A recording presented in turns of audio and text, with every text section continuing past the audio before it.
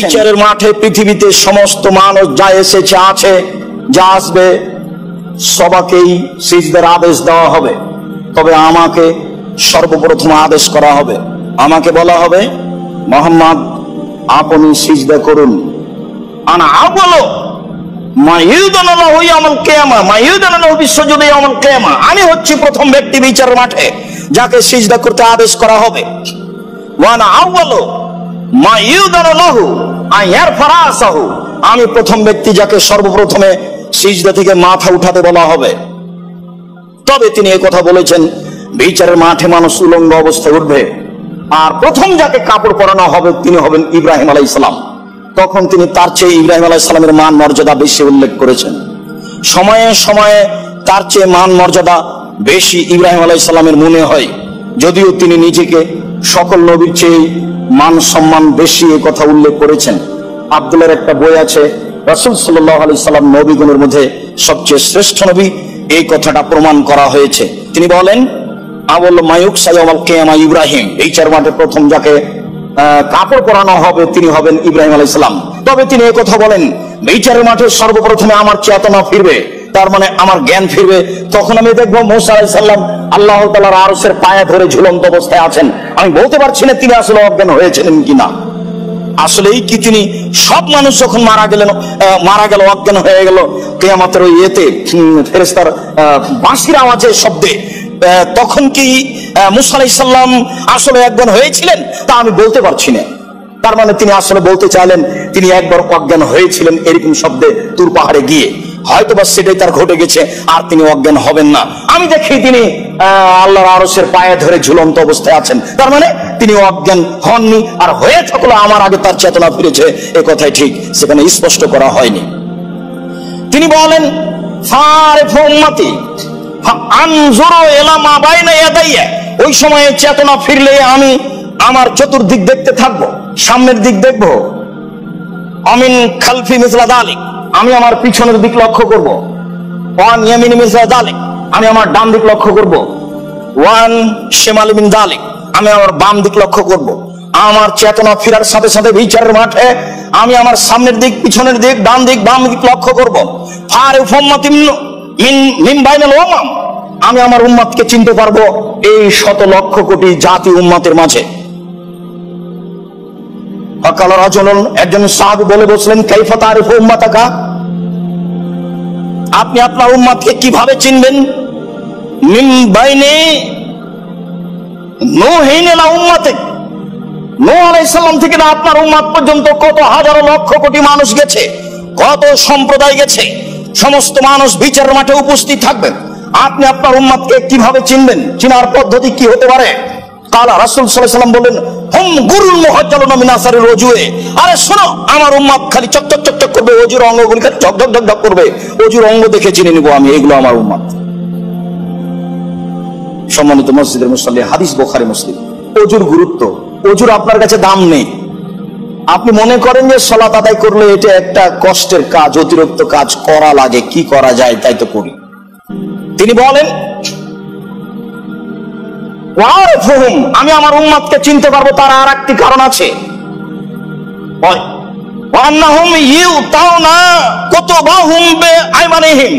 তাদের আমলনামা তাদের ডান হাতে দেওয়া হবে, এটা আমার উম্মতের জন্য ভিন্ন বৈশিষ্ট্য।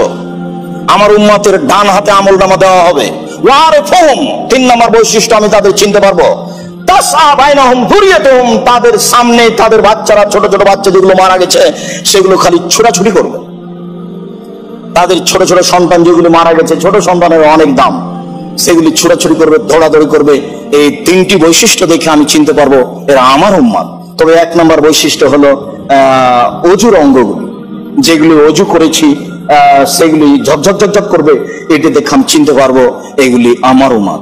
সম্মানিত মসজিদের মুসল্লি, রাসূল সাল্লাল্লাহু আলাইহি সাল্লাম আমাদেরকে চিনবেন বিচারের মাঠে অজুর চিহ্নগুলি দেখে, যা ঝকঝক ঝকঝক করবে। তিনি বলেন, তোমরা এই অঙ্গগুলিকে আরো মোবালাগা করে ভালো করে স্পষ্ট করার চেষ্টা করো, যেগুলো দেখে বিচারের মাঠে চিনা যাবে।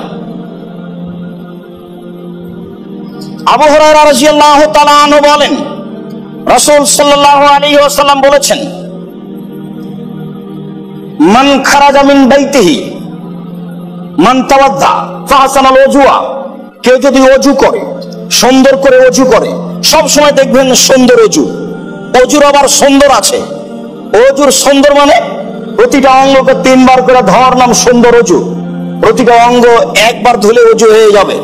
3 বার ধোয়া মানে 3 বার পানি দেওয়া নয়, এই কথা বহুদিন থেকে বলে আসছি।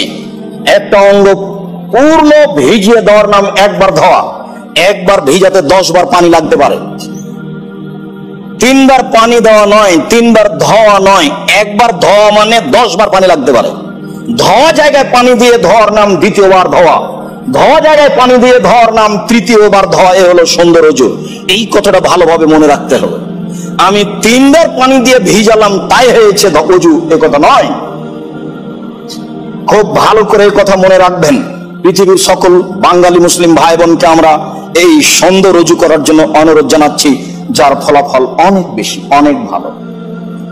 কেউ যদি সুন্দর করে অজু করে, ওয়া খারাজা মিন বাইতিহি, তারপরও বাড়ি থেকে বের হয় সালাতের জন্য, ওয়ালা ইখরিজু ইল্লা লিসসালাহ, সে একমাত্র সালাতের জন্য বাড়ি থেকে বের হয়, লাম ইয়াখতু খাতওয়াতান ইল্লা রাফা লাহু বিহা দারাজা ওয়া হুত্তা আনহু বিহাল খাতায়া, ওই যতবার মসজিদের দিকে যাবে পা রাখবে যেতে, প্রত্যেক পদক্ষেপ সমান, তার একটা মান বাড়িয়ে দেওয়া হবে, একটা পাপ মিটিয়ে দেওয়া হবে।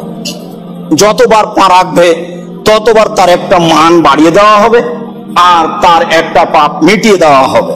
রাসূল সাল্লাল্লাহু আলাইহি ওয়াসাল্লাম বলেন, এরপরেও সালাত আদায় করে বসে থাকে মসজিদে, ফাতাকুলুল মালায়েকা, তখন ফেরেশতাগণ বলেন, আল্লাহুম্মা সাল্লি আলাইহি, আল্লাহ তুমি এর প্রতি একে ক্ষমা করো, এর প্রতি দয়া করো। আল্লাহুম্মা রহমহু, আল্লাহ তুমি এর প্রতি রহমত নাযিল করো। আল্লাহুম্মা গফির লাহু, আল্লাহ তুমি একে ক্ষমা করো। আল্লাহুম্মা তুব আলাইহি, আল্লাহ তুমি এর তওবা কবুল করো।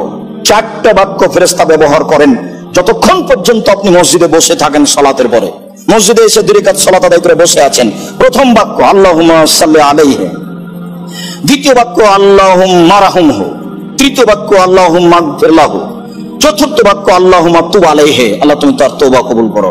ফেরেশতারা বলতে থাকেন, মা লাম ইউযি ওয়া লাম ইউহদিস, যতক্ষণ পর্যন্ত আপনি কাউকে কষ্ট দিবেন না, যতক্ষণ পর্যন্ত আপনার ওযু নষ্ট হবে না, ততক্ষণ পর্যন্ত ফেরেশতা এই বাক্যগুলি বলতে থাকবেন। হাদিস বুখারী মুসলিম। তবে যদি বসে থেকে কারোর সাথে ঝগড়া লাগিয়ে দেন, কাউকে গুতা মারেন, তাহলে আর হবে না, তাহলে ওরা কেটে পড়েছে। মন্দ কথা কর্মের সাথে ফেরেশতা থাকেন না। আবু বকর সিদ্দিককে এক লোক খুব কটু কথা বলছিল, তো আল্লাহ রাসূল চেয়ে আছে, তার দিকে দেখছেন। একটু পরে আবু বকর সিদ্দিক তার পাল্টা উত্তর দিয়েছে, তখন আল্লাহ রাসূল চলে যাচ্ছে। আবু বকর সিদ্দিক বলছেন, থামেন থামেন থামেন থামেন, এত কথা বললো, আপনি দাঁড়িয়ে থাকলেন, আর আমি একটু উত্তর দিলাম, তখন আপনি চলতে থাকলেন। শোনো আবু বকর সিদ্দিক, তোমাকে যে ওই লোকটা কঠোর কথা বলছিল, গালি দিচ্ছিল, তো তোমার পক্ষ থেকে ফেরেশতারা বলছিল, তাকে গালি দিচ্ছিল, কঠোর কথা বলছিল। যখন তুমি শুরু করেছো তখন ফেরেশতা বলছে, ঠিক আছে আপনি যখন নিলেন দিলেন, আমরা গেলাম। যেহেতু ফেরেশতা চলে গেল, তখন আর আমি মুহাম্মদ এখানে থেকে কি করবো, আমিও যাই, তাই আমি যাচ্ছি। কেউ আপনার মুখের উপরে আপনাকে কষ্ট দিয়ে অনেক কিছু বলে নিল, সে সফল হয়ে গেল এটা মনে করবেন না, সে সফল হয়নি। কিন্তু বাস্তব আমি বুঝতে পারলাম না, যার কারণে বুঝলাম আমি পরাজয়, সে জয়ী। সে আমাকে অনেক কিছু বলেছে। কটু কথা ভালো নয়। বস্তির মানুষ যদি ঝগড়া লাগে, রাস্তার ধারে যাদের বাড়ি, তখন মনে করে যে যত অশ্লীল কথা বলতে পারবে সেই তত জয়। এমনকি গ্রাম অঞ্চলে যখন ঝগড়া লাগে, তখন যে যত বেশি অশ্লীল কথা বলতে পারে সেই তত জয়, যা আমরা এখনো বিভিন্ন স্থানে লক্ষ্য করি। অতক্ষণ পর্যন্ত ফেরেশতা থাকবেন যতক্ষণ পর্যন্ত আপনার ওযু নষ্ট হয়নি, যতক্ষণ পর্যন্ত আপনি আরেকজনকে কষ্ট দেননি, ততক্ষণ পর্যন্ত ফেরেশতা এই বাক্যগুলি ব্যবহার করছেন। হাদিস বুখারী মুসলিম। আবু হুরায়রা রাদিয়াল্লাহু তাআলা আনহু বলেন, রাসূল সাল্লাল্লাহু আলাইহি ওয়াসাল্লাম বলেছেন, মান খারাজা মিন বাইতিহি মুতাতাহহিরান, কোন ব্যক্তি যদি বাড়ি থেকে বের হয় ওযু করে, হ্যাঁ মসজিদে ওযুর ব্যবস্থা আছে, আপনি করতে পারেন, তবে ওযু করে বের হওয়ার মান ভিন্ন। কেউ যদি বাড়ি থেকে ওযু করে বের হয় সালাত আদায় করব বলে, রাসূল সাল্লাল্লাহু আলাইহি সাল্লাম বলছেন, ফাজরুহু কাজরিল হাজিল মুহরিম, ইহরাম বেঁধে হজ করলে যে নেকি পায়, বাড়ি থেকে যদি অজু করে বের হয় ইলা সালাতিন মাকতুবা, ফরজ সালাত আদায়ের জন্য যেতে থাকে অজু করে, তাহলে সে হজ করে যে নেকি পাবে সে নেকি পাবে। এই কথা রাসূল সাল্লাল্লাহু আলাইহি ওয়াসাল্লাম বলেন। আল্লাহর কাছে নেকি দেওয়া ভারী কিছু নয়। আপনি নেকি নিতে পারলেন না, বিচারের মাঠে যে সময়টুকু পার হয়ে যাচ্ছে আপনার, সেই সময়টুকুর জন্য এত আফসোস হবে, আহারে সময়টুকু পার হয়ে গেছে, একটু কাজে লাগাইনি। আব্দুর রাজ্জাক সাহেব কতদিন বলেছেন সূরা ইখলাস 3 বার পড়লে একবার কোরআন মাজিদ, একটু কেউ পড়ে না, ব্যাগ ভর্তি করে নেন। সূরা ইখলাস 3 বার সমান একবার কোরআন মাজিদ, 3 বার সমান একবার কোরআন মাজিদ, 3 বার সমান একবার কোরআন মাজিদ, নেকি লুটে নেন।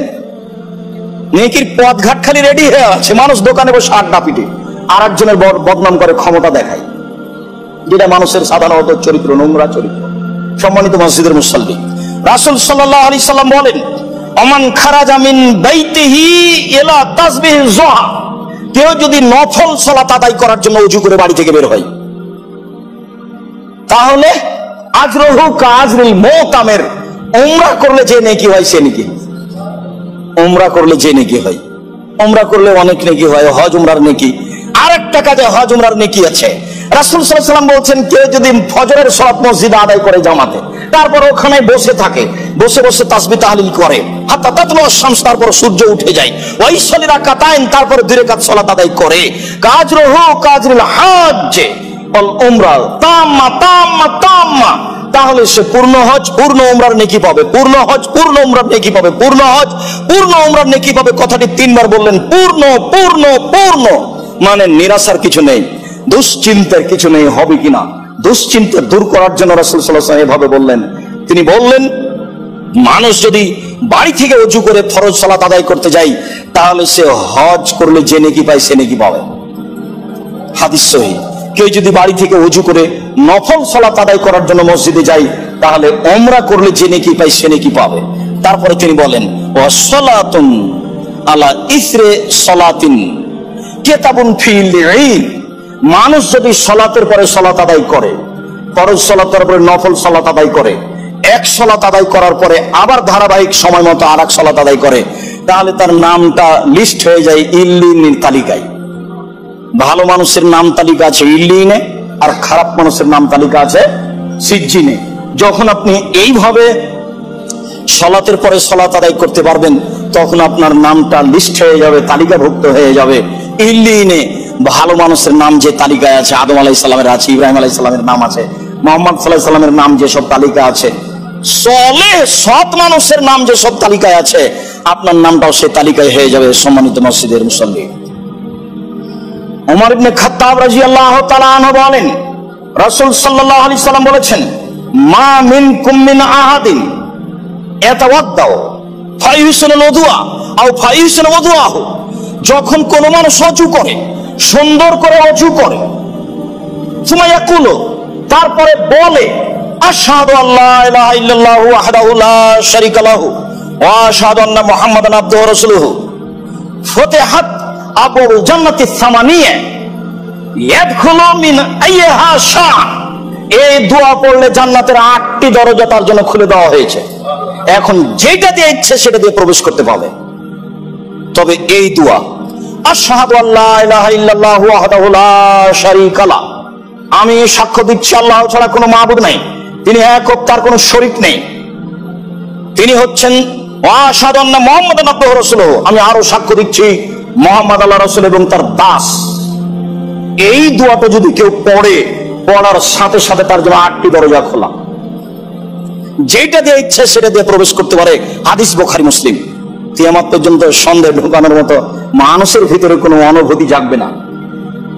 তবে মানুষ যদি বলে, যেটা আমরা বলতাম, আমরা তো এই দোয়া শিখেছি, ওযু করার পরে এই দোয়া পড়তে হয়, আল্লাহুম্মা জালনি মিনাত তাওয়াবিন ওয়াজালনি মিনাল মুতাতাহিরিন, আল্লাহ তুমি আমাদেরকে তওবাকারীদের অন্তর্ভুক্ত করো, আল্লাহ তুমি আমাদেরকে পবিত্র ব্যক্তিদের অন্তর্ভুক্ত করো। দোয়া ভালো, তবে ওই মানের নয়। সাথে সাথে এটা তিরমিজির বর্ণনা, আর ওটা বুখারী মুসলিমের বর্ণনা। ওই দোয়াতে কেন অভ্যাসী হলাম না আল্লাহ ভালো জানে।